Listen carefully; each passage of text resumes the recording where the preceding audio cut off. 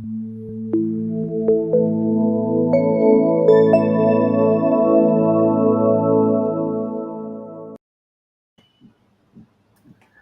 and welcome everyone for today's show, Trade Talk with Vishal Mehta. Vishal, welcome to our show, and we're very excited to talk to you and learn about today's expiry. And I'm sure, guys, as volatile as today's expiry, we're going to learn from Vishal how traders can make money using simple techniques during the expiry day. Vishal, welcome to the show. Thank you, Nainesh. And it's always pleasure to be on a Fisdom YouTube channel and imparting the knowledge. So, talking about imparting knowledge, Vishal, Fisdom has taken up an initiative. We've set up 1% Academy, which is promoted by Fisdom, where we plan to impart knowledge in terms of courses, in terms of content that we put out for people, just to make them amongst the 1%, top 1% traders and investors. So, guys, this is a big shout out to the 1% Academy. We have an upcoming course, which is the foundation program in stock trading, which is going to go live on the 27th of August. We're going to teach you basics of technical analysis. We have master classes which will be taken by likes of Vishal Mehta, Jyoti Budia. We're going to give you community access where you can talk to us, the mentors, one-on-one hand-holding, and live sessions that will happen on Saturdays. So looking forward to you guys being a part of this program. The link for this program, by the way, is given down. Please ensure you click it and be a part of this show. Vishal, before I start talking about how to make money out of expiries, which I really want to know, I'm going to introduce you to all our clients today. So, guys, Vishal Mehta, very well-known face on the Fisdom YouTube channel, as well as in the trading community. Independent trader, who's an algo systematic trader. Vishal has been around trading for a while now. He's been 2 decades into trading. He's a technical analyst. Has also, taken up a position of global director of CMT. Vishal, congratulations on this, global Thank director. you, Nainesh. Thank you. Thanks a lot. It's a journey. I started out as a CMT in 2009, and now 2022, I'm part of the global director. That's an kind of a feeling on the ninth cloud or ninth heaven. That's amazing, Vishal. Congratulations on that. So today, Vishal Mehta, who's dealt with charts all his life from the age of 18, where he learned what candlesticks are, to today, where he's building systems on trading. Vishal's going to talk to us about how to deal with expiries. Vishal, before we go on to talking about how you go about making money via expiries, please tell me, how was your day today? How much volatility did you face? So it's a brilliant question on a day like today, Nainesh. Let me be brutally honest. Today was one of the most difficult expiry that I had to, we have traded for a while now. In fact, yesterday was a bit of volatile as well. But today, being a Thursday and expiry, it was difficult expiry. But that's what, we system traders love. When we have a system defined for us, we don't have to think about too much. Although just a simple upfront, we lost money today, but loss was in total control of what our maximum defined loss is, so which is good as a system trader. And what I liked about today is we were like, our stop losses were getting hit left, right, and center because both the direction market was chip chopping. And not only that, but we stick to our system till the end. And when the market fell in the last half an hour, and the amount of loss just became like 50%, or more than 50% of the loss got recovered in just like that fall. So the beauty about system trading is, yes, it was volatile, but was I uncomfortable? The answer is no, because I had already predefined a plan. I have a predefined rules. I have predefined executions. So I don't have to think around it because I know what max I'm going to use it. So, but yes, no question about it. The volatility was immense today. Vishal, one question here. I normally when we chat up, we talk about expiries. The one thing that you always mention is that for a trader, especially a systematic trader like you normally land up making most of your money on Wednesdays and Thursdays. Vishal, tell us, all the viewers, What is the secret of the making money on Wednesdays and Thursdays in particular? Definitely. So I've read somewhere which was very clear, and I'm going to take through that presentation as well, Nainesh, that Jim Rogers put out a very brilliant statement as a trader. I just want to go to a floor when there is like money lying on the exchange. I just go and need to pick it up. Although it was talked in a very funny way, but if you go behind the statement, it really makes a lot of sense. The trading, like a lot of people today who are doing a discretionary trading, and heads off to them, they do a phenomenal job of knowing where the market is going to go up and down. But as a systematic trader, we know in the long run that we are going to follow the rules. And Wednesdays and Thursdays, that's where the maximum theta is available. And that's where the probability of profit is stacked against us when being a option seller. And that's the beauty about it when we start selling on Wednesdays and Thursdays. I agree. I mean, option selling obviously will give you the highest decay as you go towards the expiry. Vishal, before we go on to learning your system, which I'm very excited to learn, tell us how retail, traders, not systematic, discretionary, how they should approach an expiry. See, depending everything, when I say discretionary or systematic, Nines, there are always rules. Okay. If you think that discretionary traders do not have rules, then it's lie. They do have a view about the market. They have the rules in their mind. So assuming a opportunity present itself as per their system and as per their rules, to take the execution or not to take the execution finally lies with the trader. Okay. And that's where your experience as a trader keeps on building up. Like if you become more and more experienced trader and you understand the momentum, you understand the price action, you understand what's happening around you, and you take a call, and that comes with years of experience. And having said that, that has this advantage, also has a disadvantage, because if you make a view and if you are going wrong, psychologically it will impact you a lot. On the other hand, as systematic traders have a rules, they follow the rules to the end. Like as we spoke, like what was market going to do next, I'm not interested in that. I'm only interested in, is my execution is happening perfectly, okay, and is my stop losses are getting triggered properly, and that's what my kind of forte is. And I keep on saying it many times and everywhere, that when you are a discretionary trader, especially on expiry days, you as a trader is the edge, because वहां पे आप decide करते हो कि whether the market will going to go down or market is going to go up. But if I'm a systematic trader, then the trader is not the edge. It's your system, your backup plan, and your strategies is the edge. So that's where you kind of keep your calm, and usually specifically on expiry days you have to be really calm, because your gamma spikes, the way when the market comes near the expiry, you will see a lot of movement happening. And if you can keep your cool and keep your risk management intact, I think so that's the most a secret I can share it with, the risk management, because you are going to lose money, you are going to bleed, but when you're bleeding, how much you lose? Less when you're making money. And that's the secret. And I think so it's everybody's going to talk about it, because I love that you guys kept your academy in like name as 1% academy, right? So why this 1% is, if you get 1% better every day, it keeps on compounding so better that you become the best traders. So I think so it's a brilliant name also in the first place. Yeah, I mean, the idea of the name actually came from this fact, that we want to make a 1% difference, especially in terms of knowledge, in terms of trading and investing, which a lot of people look out for today. So, yeah, thank you, Vishal. Before I talk to you about your system in specific, Vishal, there's one thing that, I'd like to highlight. I'm sure you acknowledge it as well.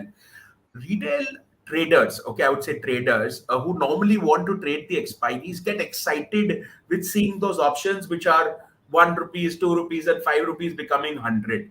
A lot of people bet their entire corpus that they want to trade for in these options, hoping that they become the multifold 3 times, 4 times. like you said, normally Wednesday, Thursday will be a day for theta decay. Okay, but a lot of these guys, because they cannot sell, will want to buy. What do you think about this? Do you think expiry days are good days to go out and buy options? So let's put it this way, Nainesh. And I'm going to talk again this specific thing in the presentation. So let's not take the thunder from there, and maybe we can use that analogy over there. But just to give you a short answer to your questions, the people who trade being an option buyer on an expiry day either have to be really genius, or either he very very unlucky, or maybe I'm not getting the right word, but a gambler's mindset. Okay, because the probability stacked against you. Okay, because the time decay is going against you with even the smallest movement. Even if the movement is not the smallest, even if the movement is big in your favor, you may not get that much amount of money. So probability is stacked against you. But then again, I told you, either you have to be a genius to make money using on expiry days, or either you have to have been a gambler's intensity. So either you fall in the whereas an option seller or the people who are just watching the market and trying to sell the options, they can fall between the two. Let me put it this way. Okay, I got it. So, without wasting much time, I think, especially me and the audience today, want to learn your strategy on how you make money in your expiries. What is the setup? How good is it? What are the things that we keep in mind? Vishal, over to you. Thank you, Nanesh. Nanesh, just let me share my screen with you. So let me know once you're able to see the screen. Are you able to see my screen, Nanesh? Yeah, Vishal, I can see it. Awesome. Before Vishal, before you start off, I'm going to take one question that we have from one of our viewers, and maybe then we can start your presentation. So Shahul is asking, taking deep in the money options on expiry day might help if it favors your direction. What do you think? Is this the right statement? Should you go for out of the money, or just light in the money? What's your view, No, Vishal? I think so. The viewer mentioned about buying the deep in the money, right? You said Shardul, right? His name? Shahul. Shaul, I think so. He got it perfectly right. Like, during the expiry days, I think so. The best way to get into the market is buying in the money, deep in the money options. The only problem, you have to be careful. In Nifty and Bank Nifty, you will never have a problem. But if you are going for a stock options, yes, you may find it difficulty in terms of liquidity on your deep in the money options. But how deep is also a question. Like, one or two strikes in the money, that's still okay. But if you go five, six, seven strikes in the money, first of all, the bid ask spread starts widening up, and you may give out considerable amount of profits just in the slippages. But I agree with Shao. If you want to take away, like, you want to play the direction right, then I think so buying deep in the money option will definitely help you. Yeah, I mean, one is what you mentioned, Vishal, and the second factor is deep in the money options will also have more of intrinsic and little lesser of time value as compared to at the money or out of the money, which might help you to exit before the decay kind of takes in and the sellers have their upper hand. So, Shaul, I hope that kind of clears your doubt. Without wasting much time, Vishal, over to you. Thank you, Nanesh. So again, a small disclaimer: I'm not a CB registered investment advisor or financial advisor. I always make sure that don't trade with the money you can't afford to lose, because most of the times that I've seen people, not following through a strategies because they put out the money that they can't afford to lose. So always have a buffer money that you are going to put out into the market and then trade it. And specifically when you're trading instruments like options, because it can get risky if you are not able to manage them very well. Although we have discussed about a strategy, but I would encourage you, and in the last slide I will give you certain ideas how to improve the existing strategies. See, never, there is a famous saying here: you cannot trade on a borrowed conviction.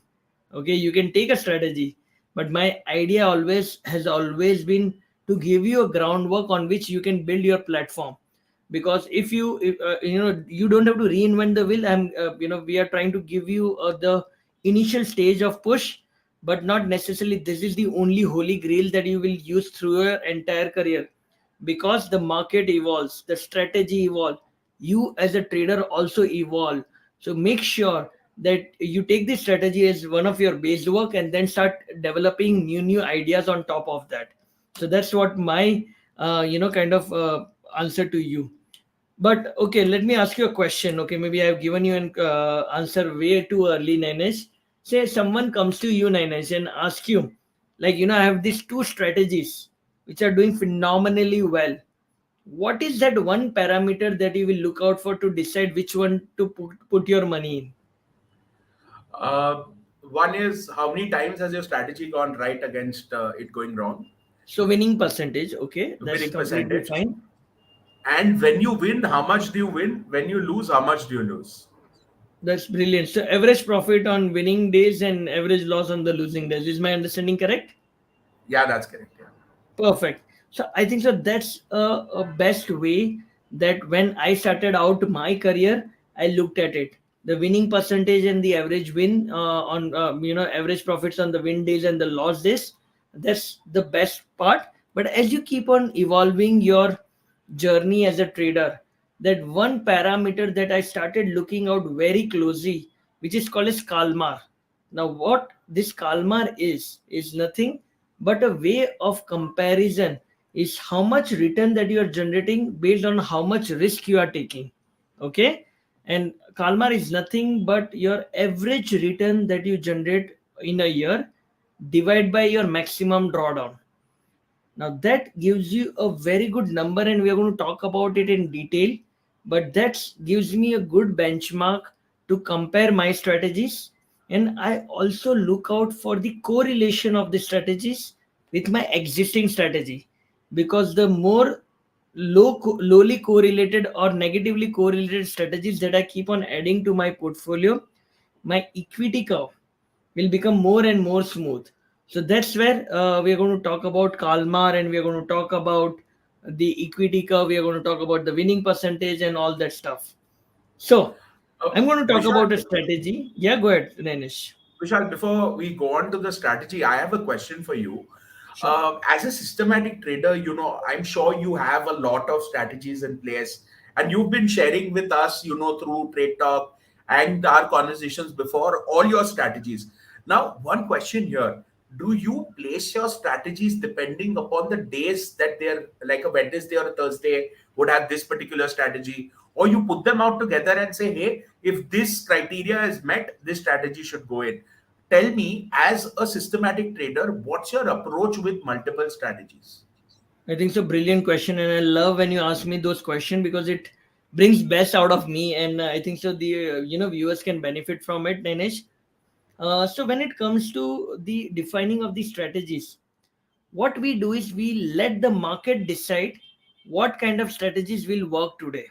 Okay, if I'm going to come and tell you, okay, you know what, I think so this strategy is going to make money today because this is going to be the structure of the market.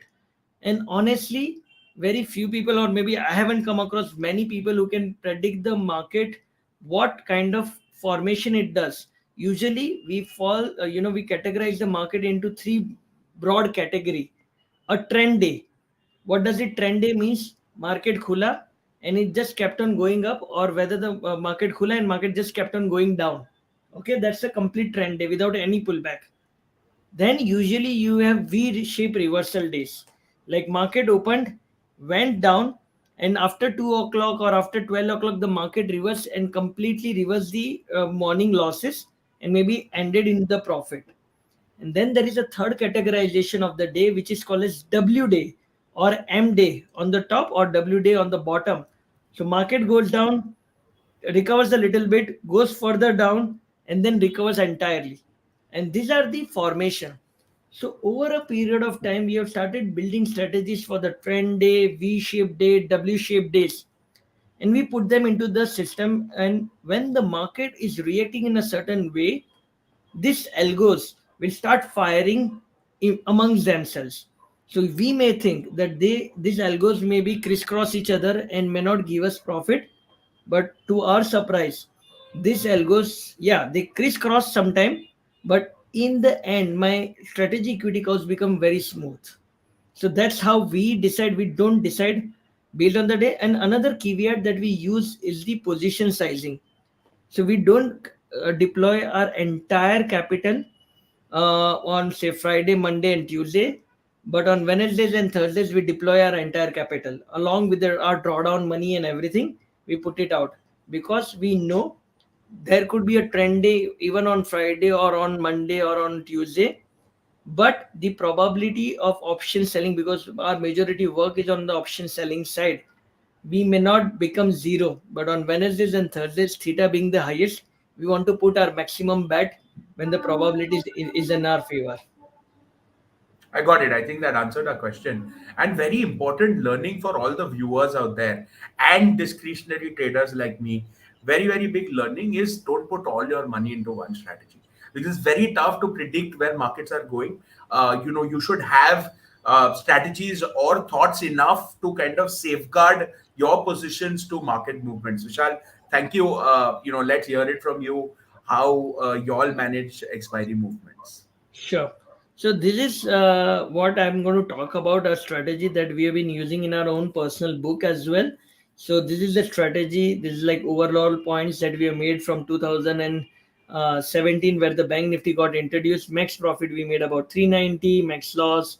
As we are an option seller, I really wanted to have this percentage winning trades, that what you rightly mentioned, right? You want to have a high winning days because you are an option seller.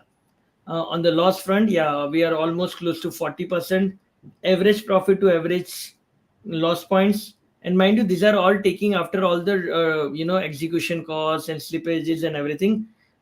This is what our average yearly profit we make it. We have a maximum winning streak one day after another, or one day after another. We have been consistently winning on 18 days, and losing streak is around 10 days. And this is the maximum drawdown that we have seen in points. Okay, and this is how the equity curve looks like. Now, as you rightly mentioned, like, why we do this thing. If I would have broken down those points, this 17,000 points, okay, can you see? We made about, we did a day wise breakup. Monday, we had about 2,000 points. Tuesday, we had 2,300 points. And about Fridays, so the strategy made money on the other days. But where's the maximum probability of making me money, Nainesh? No Wednesday. surprises, right? Yeah. Wednesdays and Thursdays. If I take 40 and 30, almost 70% of my profit comes on Wednesdays and Thursdays. So I don't have to really, like, trade every day. Yeah, there are people who do it. We do it on a certain strategies and everything, but there are certain ways where you can really, really kind of put all your eggs, or maybe, put your all money when the probability is highest. And that's what discretionary trader does, right? When Yeah. they have a high conviction on a trade, they will put out a bigger chunk. But on a low conviction trade, they may not put the entire capital. Similarly, but being a systematic trader, we wanted to have that flavor of discretionary, because that's where your alpha is going to come from. We cannot, be at like a discretionary trader and selling as per the market and our judgment, but we know the probability in the long run. Dinesh, I'm using my words very carefully. In the long run, okay, will favor when I'm putting more money or I'm having more exposures on Wednesdays and Thursdays. Maybe this Wednesdays and Thursday, just what we have just seen may not be an entire example or an exercise of the every year or a quarter or year after year. Okay, there will be an exceptions, but the problem with traders are, even if they have a two bad expiry, or even if they have one bad month, they think the strategy is not performing, they put the strategies out. And that's good for us because we are able to make money on doing that. No, So so I Vishal, hope. that actually brings me to a question, yeah, and you will be able to help with this. I think last time we discussed the same, and you said, you should not, as a trader, leave out your strategy with one or two, three bad days. Just help me with this, okay? As a systematic trader, when do you call it quits for your strategy, or when do you say that, hey, I think I need to change the logic and come back? What is the definition of the right time frame or the right money? Like, how does it go? So we started out with a normal assumption, Nainesh, that if we hit two times our historical max drawdown. So if you see in our backtesting report, if you would have seen a 430 odd points, and maybe if we see 860 points in our real life example, maybe something is wrong. That's one way we started out. Then there are different ways. One of my friend kind of came out with a statistics way of figuring out, is it just a luck or the strategy has stopped performing. But currently what we do is we actually work on the strategies day in day out, right? Okay. And say after minimum of 6 months, not 1 month, not 2 months, not 3 months, after 6 months we keep on observing the strategy and on a different market environment, and we actually get a feeling of that this strategy can be bettered or maybe added with another strategy, and we change the strategy. But usually if you go by the textbook answer, if you hit two times your historical drawdown, you just stop your strategy or move on to something else, or replace the existing one with something else. Interesting. Yeah. Yeah. So this is what we believe, and this is how we go about building our strategy. We do have a fundamental philosophy. Okay, what do I mean by fundamental philosophy? My fundamental philosophy is, say, assuming that option seller makes money. Now this is why I am coming with, because when you take the OTM options, or when you take the option history, about 80% of the options expire worthless.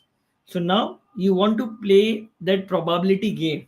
Okay, now once you have that market observation, fundamental philosophy that I wanted to be a seller of an option, now I'm going to do a market observation on what condition should I be selling option.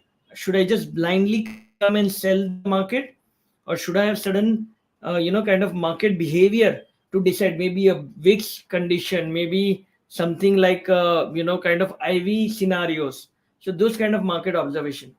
Then you build the rules around that, and the most important part, a lot of people forget, is the risk management.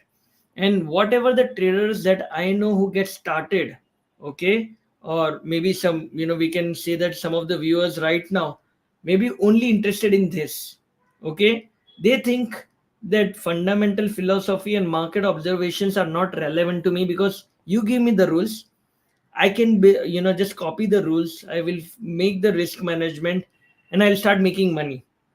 Trust me, guys, that when you build the rules and with the risk management, your appetite and my appetite may be different.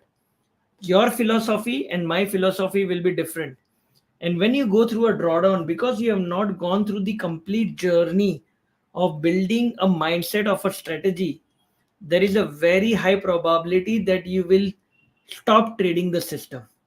Okay, and I've seen ample amount of examples, like, if you talk about the famous 920 straddles, since last 3 months 4 months it has not been performing well, and many traders that I knew have stopped trading those strategies. And hey, guess what, we also went through a drawdown, but since our fundamental philosophy, our market observations, our risk managements are intact, we continue to trade that strategy, and we keep on adding new layers on those strategies. Okay, then once you do that, you backtest your idea. Once you backtest your idea, it gives you a very good groundwork. And I've given this example ample amount of time. Why would you want to do a backtesting? Nainesh, I'll just ask you a simple question. Maybe in your school days, were you a topper, or were you among the top 10 students? I no, I was average, somewhere in the Okay, middle. perfect. Uh, But I'm sure your friends, like, if, one of your friend would be like, topping the class, right? And he yeah. must be doing pretty well, exam after exam after exam. There is very less probability that he just fail in the next exam, being from the top, right? Yeah. Yeah. He may become second, he may become third, he may go down to 10th because of certain scenarios. But something he's doing right, and that's what is keeping him on the first 10 call list. And similarly, there were students who used to fail, All of a sudden one night, you one exam you don't see them. Maybe there will be an aberration, but not the usual cases. They will top the classes. Same thing when a strategy, when you backtest over a longer period of time, it has been performing well, there is a little higher chances that it will continue to perform well in the future. But if the strategy in the backtesting only not making money, there is very less chance that it will start performing in the future. I hope you got it right. Why you want to do a backtesting, to figure out whether you actually make money or not. Absolutely, Then Vishal. I think backtesting is very, very important to understand whether your strategy is compatible to push ahead and take it to the market in the future. We have a question here, Vishal. You might want to take it up. Shreyas is asking, do you know of any open source softwares to do backtesting? How do you manage backtesting? yes, so there are two softwares that you can look out for, and you can backtest this strategy that I'm going to talk about as well. So one is TalkMock, and there is another one called as AlgoTest. We have used Python for our own execution and our own backtesting. So we only use Python to generate new ideas and new strategies. But yeah, if you wanted to look out for a software, maybe you can use TalkMock and AlgoTest. Sure. Yeah, Vishal, let's take it ahead. So once you do that, you move to a strategy optimization phase. What do I mean by strategy optimization? I'll talk about it at a later stage. And then you actually put some money, or maybe you do some paper trading with one lot. And once you are comfortable with the strategy, then you trade in the live market. Okay. So once you complete this entire journey, there is a very high probability that you can be a consistently profitable trader. If you directly jump to this build rules with risk management, or borrow the rules with risk management, maybe you can get successful to begin with. Either in your journey you will go back to this tool again to build your own set of rules, or you will be completely be missing out of the journey and say, okay, you know what, stock market is not for me, it's all gambling and it's all speculation, I'm not going to follow the stock market. So this is the only two things that will happen once you start jumping from this box onwards. So I hope I'm trying to convey what I think is most useful to you. Okay. Yeah, So I mean, Vishal, looking at the steps, I actually feel like there's a lot of work that goes behind making these strategies way before you put in the market. that is so true, Nainesh, because people think strategic, yeah, you just put your number in, you run some optimization, you run this, you put stop losses, and the strategy is there to make money. If it was so simple to do that way, I think so, then every coder who is making a software or every programmer would be minting money, but it is not the case, right? The problem with people starts coming in again back to this point, they don't have a fundamental philosophy and a market observation. Okay, so that's why it is Yeah. very important. So let's talk about some fundamental philosophy. My philosophy is I want to swim with the water current, I don't want to swim against the water current.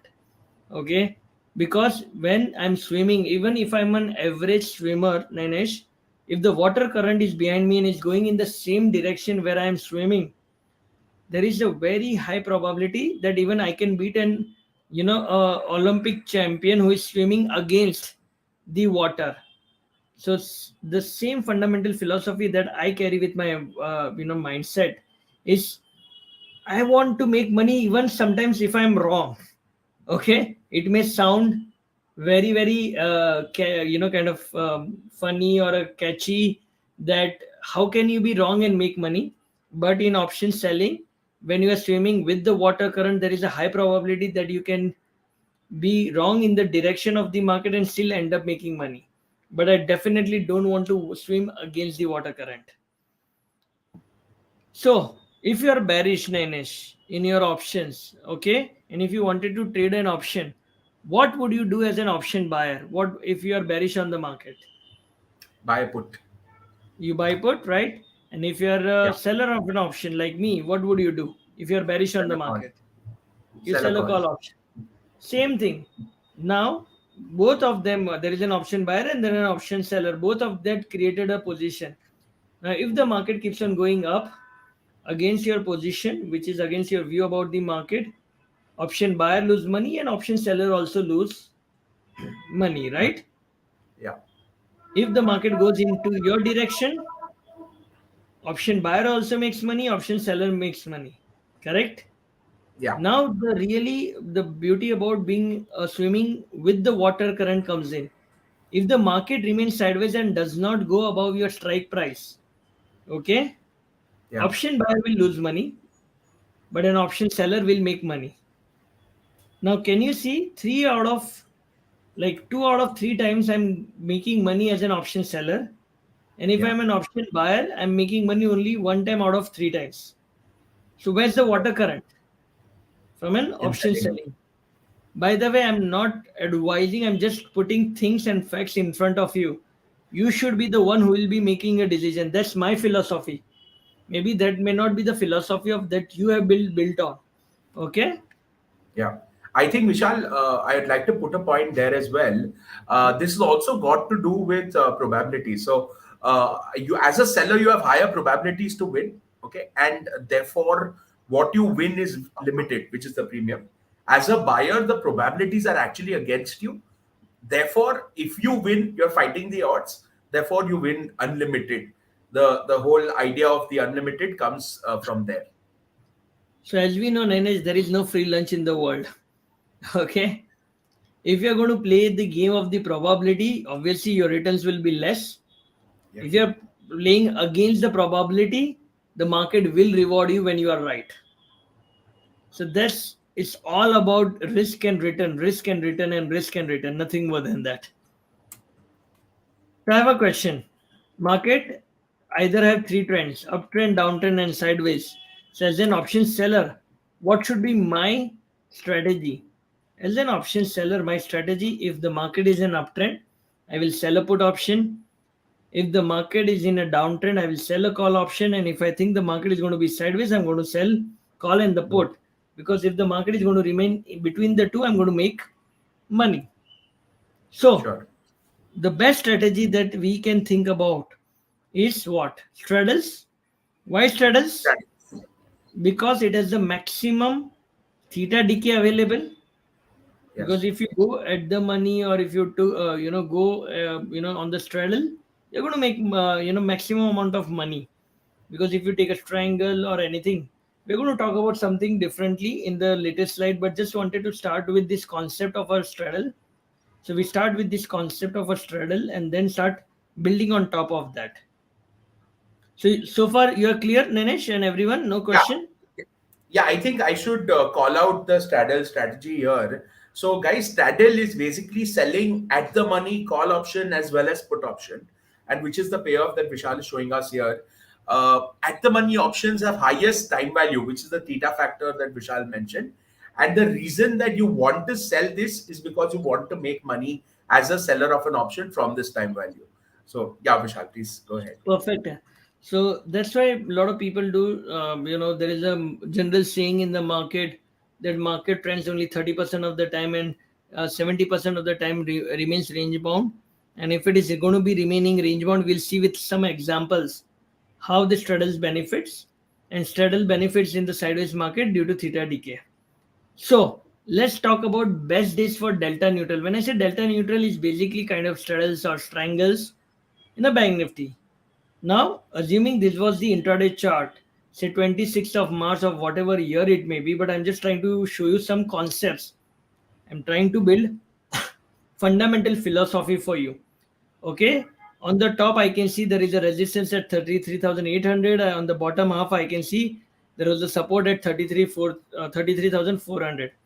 Now, you can get very smart and think of it, Vishal. How would you know that the market is going to remain range bound? I don't. Okay. I don't know whether the market is going to become trending or it's going to make a V shape or it's going to make a W shape or M shape or whatever shape that we can think of, right? But what we are trying to build philosophies right now. Okay. But I'm just trying to show you if the market remains range bound and does not go over here. See, assuming you came in the morning at 9:20 and sold a call option. Okay. You came, you sold a 35,200 call option, assuming that was the resistance. You sell, you put a 25% premium, so you sold something at 100 and whatever those levels, and you put a 25% stop loss. What you sold a premium at 110 or 111, you put a stop loss of 25%. Your stop loss is 137. It went up but did not trigger your stop loss and close at almost 40 rupees. What happened to the put option that same day, 26 March? Okay, it opened somewhere around almost between 90 and 100, say assuming 92, 93. You put a stop loss of 25%, which was at 128. It did not get triggered, and at the end of the day, it closed at 20 rupees. Now, can you see something? The market bank nifty remained range bound, did not move anywhere. It moved from what, 33,500 to maybe 33,600, 100 points rally on the upside, or not even 500. It was just placing just below 33,600 and close about 33,600 and odd levels. So maybe mota moti 100 point ka rally, but you were able to capture money on the put side and on the call side. Both the side decayed without hitting your stop loss. So this is best days for the delta neutral strategy. But let's talk So, about what happens to, sorry. Yeah. Vishal, one question here, okay? The decay is purely seen by the charts that you're showing. Tell us, how do you identify these days? Okay, because every day doing this, there's a chance that you will get kicked out a lot of days. So, how do you identify that these are the days that you should be selling your straddle? So currently when I'm a systematic trader, I do not predict, okay? I have a set of rules and I have run it over a period of time, because into maybe if I'm going to use an artificial intelligence or machine learning, then maybe I will go into the business of prediction that what will be tomorrow's market, okay? But as a systematic trader, we believe that we cannot predict the market. So we are going to use this strategy throughout all the days, and we will hope that this is a sideways trade. But if you are a discretionary trader, okay, what you can use an indicator called as ADX, average directional index, okay, and that indicator actually gives you a indication that the market is getting into a range bound mode, and that's the beauty about it. So if you go onto your intraday chart, maybe on a 15-minute chart or a 60-minute chart, and the ADX, the average directional index, is falling, that could be a very good sign that the market is getting into a range bound mode. And you want to put up this delta neutral position only when the ADX is below 25 and it is trending downwards. And that gives you a very good indication that the market is going to remain range bound. So these are the ways to identify it. Can I also use the Bollinger Bands, Vishal, to track sideways Yes, movements? you can use Bollinger do also give an indication about the volatility in the market, but maybe not so much on the trending and non-trend, the trending days, because either it will spike out of the Bollinger Band and then again immediately reverse back. You can use something called as a Bollinger Bandwidth, basically how shrink the Bollinger Band are. And if the Bollinger Bands are squeezing in, that is telling you that the market is getting sideways. But usually after a squeeze you see an expansion of the Bollinger Band. So yeah, you can use a Bollinger Band ADX if you're trading them discretionarily. Sure.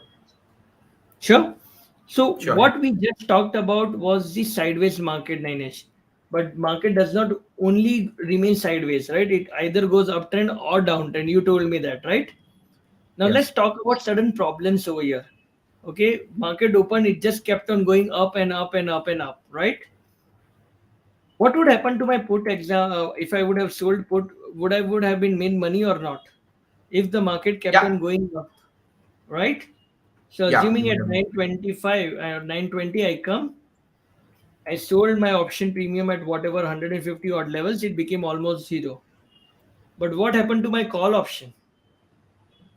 Okay, I came here, but assuming I put a stop loss because the market just kept on going up, Up. my call option would have got triggered. And assuming if I don't do my risk management in place, that 100 rupees option went and made a high of 300 odd rupees.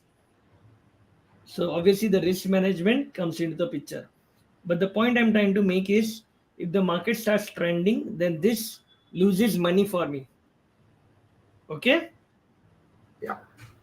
What about downtrend then, Nainesh? So this is an example of Bank Nifty, which is in a complete downtrend, open with a gap up above the previous day's high. Throughout the day, the market just kept on going down and down and down. So what do you think? Which will would have made money? Which option? Call or put? So your calls would have made money. Perfect. So what happened here? The call made money. Okay, you sold them at whatever 150 rupees, and it became like by 130 itself, it became almost zero. But what happened to your put option if you would not have squared of your position? You can see your put, assuming you have put a 25, 30 or whatever percent stop loss you have kept it, that would have Yeah. got triggered. What happened to the prices if you would not have squared off your position? Almost 125 rupees option would have gone to 710 rupees. Now, can you see the problem here? The problem is I'm making money when the market is sideways, but I'm facing a problem when the market is trending either up or either Yeah. down. And if you come, not the last 2 days, but recently we have seen the markets, specifically on expiry days, are hunting the stop losses, right? They will try to go up, hit your stop losses, and then comes down, hit your stop losses, and then just picks up a trend in the one direction. Now, that used to happen with us when we started out as our first strategy. Every day we'll come up and we'll put our stop losses, we'll put our straddles and strangles, both the direction the stop losses will get triggered, and then market will trend in one direction. And we said, hold on to a moment, there is something that we can use on top of it what we are currently doing. Okay, and that's where we build this strategy. You want to call it whatever the name you want to call it. Okay, but the strategy rules are like this: you trade bank nifty option, you can have nifty as well. Although I have mentioned every day, we will talk about why you want to only trade Wednesdays and Thursdays, but Sure. this strategy can be also applied on everyday basis. We have a weekly expiry. Now, why I have taken 9:30, why not 9:15, 9:20, 9:25, 9:30 is basically I want the market to settle down a bit. Again, it boils down to the fundamental philosophy. I know for sure if I would have started at 9:20, I would have made much more money than 9:30. But I'm okay to let certain part of my profits go away, but wanted lesser volatility in my portfolio. So I started taking a selection of 9:30. Now this is where the genius thing comes in. Okay. And people may think why it is called genius, but this is most important factor. Most of the traders, when they start trading their option selling journey or systematic journey, they talk about selling at the money straddles, and that's what I would not lie, we started out as well. We will come to the market at 9:30, sell the at the money call and put option. Now it came out with certain problems for us, assuming there was a big gap down today. Okay, and when I come to 9:30, usually the put premiums were much higher than the call premiums because of the previous day trend and because of the market gap down. The put became more expensive than the call option. And when Yeah. you sell at the money option, there was many situation happening where we were selling a call option of 100 rupees, but our put was trading at 150 or 160 rupees. Okay. Now our risk is not neutral. In fact, now we are actually more directionally biased. What do I mean by directionally biased? In terms of we are expecting the market to go up because I've sold a call option which is at 160. Okay. And the call option only 100 rupees. And if I'm going to put a stop loss, and if my stop loss is going to hit, if the market keeps on going down and down and down, my put will get triggered at 160, assuming I put a 100% stop loss. So 320, my stop loss will get triggered. Yeah. And my 100 rupee premium becomes zero. Even if my direction was right, I was not able to make money. Okay. Correct. Even if I Yeah. would have put a 50%, a little money here and there. But when you make a premium neutral, okay, when you make say just above 100 rupees, maybe 103, 105 rupees, whatever option is getting traded, that gives you a good opportunity to become value neutral to the market. But right now you are not trading them, you are just identifying them. Okay, just remember that.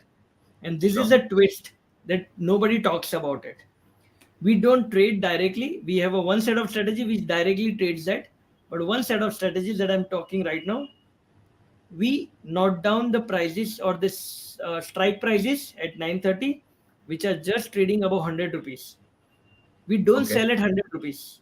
We put a 10% stop loss below current market price at 9:30. That means if something was trading at 100 rupees, okay, I'm just assuming 100 rupees, I'm not going to sell them immediately. What I'm going to do is put a trigger or maybe put an alert. If you don't want to put an stop loss, when I say stop loss, it's not basically to get out of your position, it is actually to get you in a position. In the position. In the position. So I'm going to put a stop loss or a alert that sell once it goes 10% below of my 100 rupees, which is 90 rupees. Okay, either call or the put. And you will see why we have done this. Assuming at 9:30 you looked at the call option, which was trading just above 100 rupees, was 103 rupees. So I'm going Yeah. to put a stop loss 10% below, which is 92.7, and keep it till end of day. Similarly, I'm going to put PE at 105. So we'll put a short stop loss order from 94.5, which is 10% below 105. Yeah. So far with me? Yeah. Yeah. I'm with you. So you don't trade it, you just put an order or an alert. The minute market starts getting into your favor, or maybe a call got option triggered or a put option got triggered or both of them got triggered, you put a 30% stop loss. Why 30%? Why 10%? Why 100%? Why 930? These are the question would come to your mind, right? Is it a curve fitted or a strategy optimized? The answer again lies into fundamental philosophy, and we are going to talk about it at a later stage. But as of now, just be with me that we are going to put 30% stop loss on the entry prices. So once 92 got triggered, 92.7 got triggered, I'm going to put a stop loss at 120, which is 30% above my entry price. And once PE got triggered at 105, then we put stop loss at 136, which is 30% above the entry price. Now let's see. And we close the position either at 320 or whatever the stop loss is triggered earlier. Now let's take an example of the uptrend day, right? Remember, Nainesh, we talked about then in an uptrend, where will you make money? In the In selling which of the put. selling of the Put. put, and where will you lose money? Call. Selling of the call. Perfect. So this is an example of a trend day in Bank Nifty. So market crashed and then all of a sudden from 9:30 onwards or on 9:20, 25 onwards just kept on going up. Yeah. Okay, because we have taken 9:30, let the market settle down its whatever the overnight volatility is. We took that one. At 9:30, we figured out the 100 rupees option, any option that was trading greater than 100 was 149 rupees. So would I come and sell over here? No, you will put a sell 10% below. Perfect. So I'm going to put a order at 134.6, which immediately got triggered in the next 5 minutes.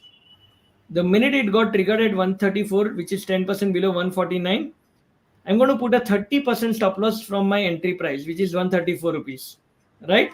So my stop Yeah. loss did not get triggered. My entry got triggered at 134.6 and the prices became zero. Now, what happened to the call option? In an earlier case, you would have lost money, Nainesh, Yes. because Yes. you sold Yes. at 9:30 and it immediately went up and then you would have lost money. Now, see what happened over here. At 9:30, the prices was 103. You put a stop loss at 93.3 because the prices never came below. It just kept on going up and up and up, right? It didn't trigger it. It did not trigger. The stop loss was standing in your system only. So it actually benefited you by not getting into an entry because you may have thought, अरे विशाल 10% नीचे बेचेगा मैं 100 रुपए पे बेच सकता था. Why did I sold it at 90 rupees? If I could have sold at 100 rupees, why are you telling me to sell at 90 rupees? To safeguard your 40% or your 50% that you would have lost in an uptrend when you just came and sold at the market price, right? Understood. Yes. Same thing. Let's take an example of a downtrend in the Nifty.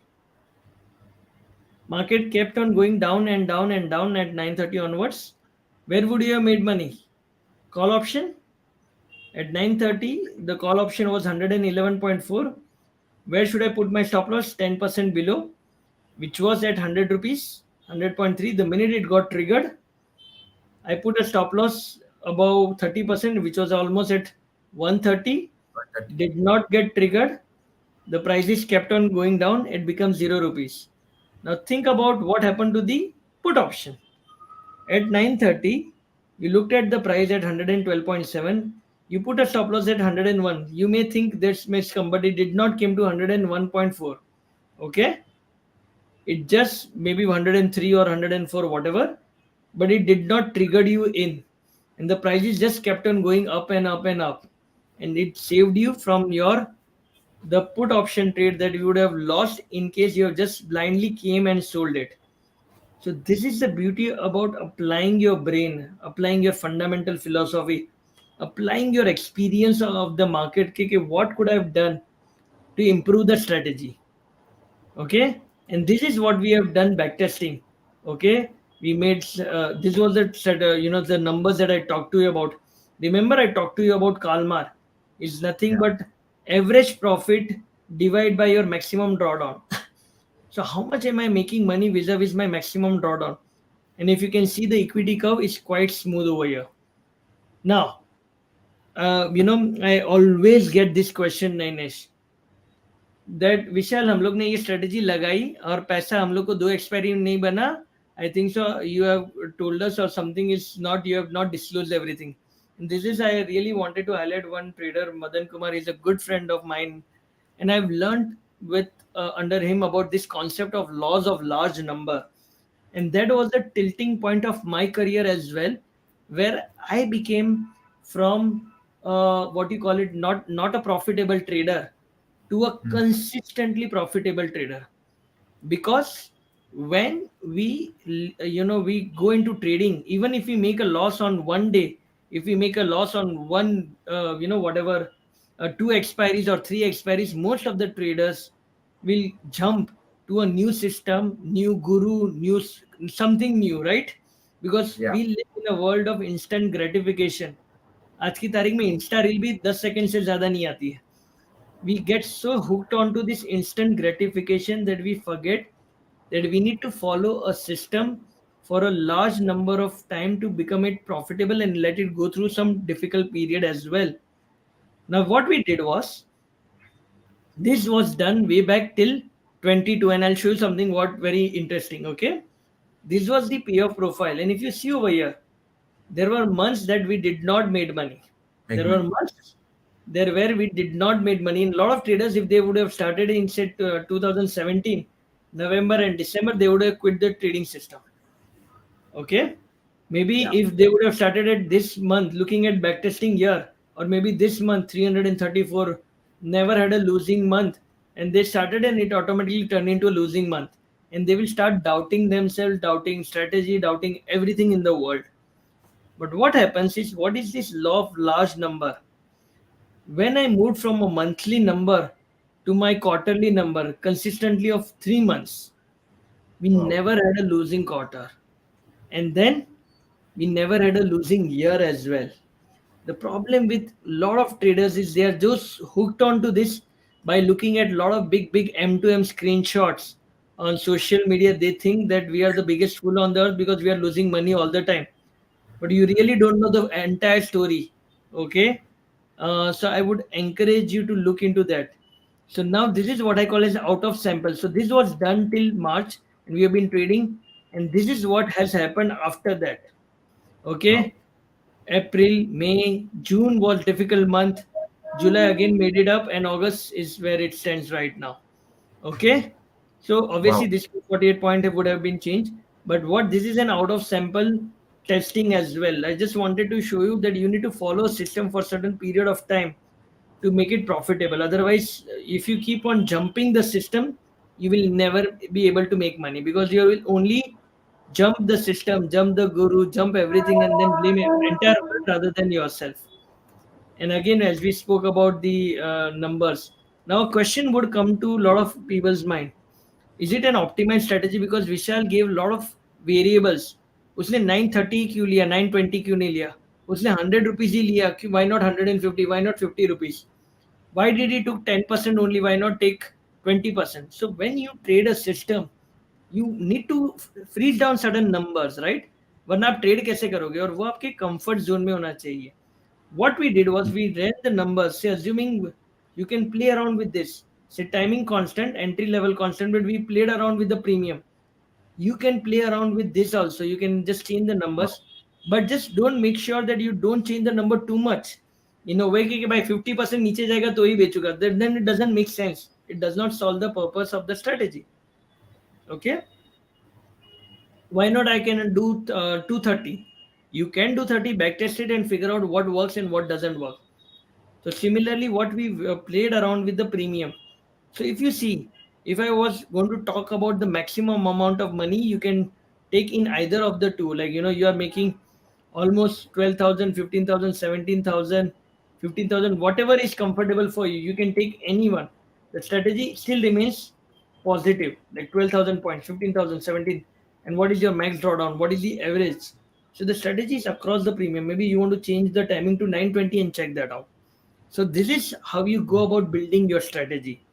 And I'm not going to leave Yeah, you only with that. Sorry, go Vishal, ahead. I think optimization is very, very important because there I can see the 100 rupees, the 920, the backtested data really tells you what should be the right time and the right premium, which is, I think a takeaway.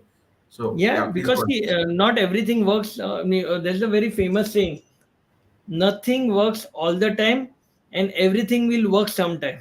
Okay, okay. So in that way, if you kind of fix out a way where your comfort zone is, where your max drawdown is, comfort is, where you are philosophically in line with the market condition, then I think so. Optimizing is not bad. Curve Sure. fitting is bad. Curve fitting is basically if I take a number which is just out of the sample and say this is the best combination, only trade that combination. That's bad. That's curve fitting. Because अगर मैं Yeah. ये 100 का 125 करता था ना, मेरा ये 17,000 वाला अगर लॉस हो जाता था, and I have only talked about 100 rupees, then it's a curve fitting. But if Yeah. I take Correct. anything across the premium price or on the little bit of percentage premium, everything remains the same, right? Then it's not a Yes. curve fit. It is an optimized, whichever you want to comfort. क्योंकि मुझे drawdown कम चाहिए. If somebody comes and tells me कि I want to have a lesser drawdown, choose the lesser premium. I want Correct. to have a higher drawdown, but I'm only looking for the biggest premium, maybe 17,000, maybe not 150. Maybe that period 700 rupees was comfortable. Just because we were comfortable with 100, we went in. But if somebody is very aggressive, maybe in the future this 150 would give more money, not 14,000. Maybe it gives 20,000 points. So it all boils down to what your comfort zones are and play around with that comfort zone for a while. Yeah. Yeah. So I'm not going to leave you with this. I think I want you to think around those levels. You can play around with the time diversification. एक 9:30 को मारा, एक 10 o'clock को मारा, क्योंकि बीच बीच में Correct. Market में reversals होते. 2 o'clock market reverses a lot. 2:30 Mhm. market reverses a lot. 12:30 market reverses a lot because of the European market, right? So you Yeah. can not only trade on the first only 9:30 as I told you. You can try with something like 12:30. You can start something by 2:30. You can put entry criteria. जैसे मैंने 10% लिया, you can take 12%, 15%. Just don't go too out, otherwise it will not serve the purpose. If you are Yeah. a discretionary trader, you really wanted to know where which side the breakout is going to happen, and if you have a support level, the Yeah. minute it hits the support level, you put in this strategy because at that point of time, the premium at 100 rupees, either the support will take a support and bounce back up. Okay. So at that point Yeah. of time, only put will get triggered, not the call option. And Yes. if the Correct. support gets broken, you know that only call will get triggered because put is You're just not. put it on the higher side. I agree. And you can also have trailing stop loss in your mechanism. So these are the different ways you can kind of really put it out.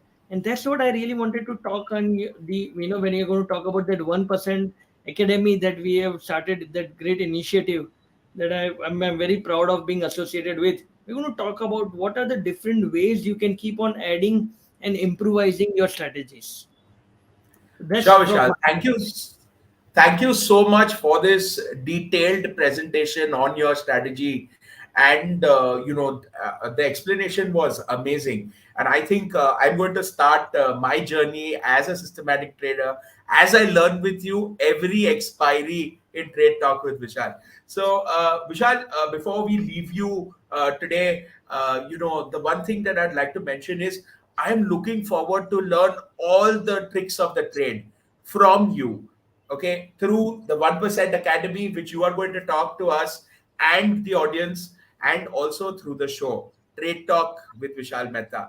Guys, use this opportunity to interact with Vishal. Vishal is going to be on our channel every last Thursday of the month. So every expiry, we're going to have Vishal. You can ask him questions. You can talk to him about your trades. You can learn from him a new strategy. Vishal, I'm looking forward to this. Before we close, I'd like to take one question. We've got a very specific question. I'd like to take that. What are the challenges in this strategy? If both sides stop losses get triggered, Vishal, what do you do? So you have only answered your question, Benudar. Like today is a prime example where both of our strategies got legged, got stopped out. You just take the loss and move on. Okay, because not every day will be a winning trade. Because as I told you, in the long run there will be losing month, and maybe there will be a losing quarter. But if you have a sufficient number of strategies, if you have sufficient number of diversification, your drawdown will be less. Today we took the loss and we moved out, and the simple answer is we do not go into the readjustment. Okay, there are certain strategies that use the readjustment mechanism. Maybe in the future we'll talk about them, but in this strategy, we took the loss and moved out. Yeah, I think the answer is actually in what Vishal mentioned. There is no holy grail. So we will try and push to the best that we can. All the strategies deal with probabilities, and we are trying to pull how much ever in our favor. So, to get more of this, to ensure that the probabilities are in your favor, ensure that you like, subscribe to our channel, click the bell icon, get notified every time that Vishal is going to come on the channel and talk to us. Thank you, Vishal, for the amazing Thank you. knowledge and the show. Looking forward to seeing you next expiry, September 29th. Take Thank, care and see you guys.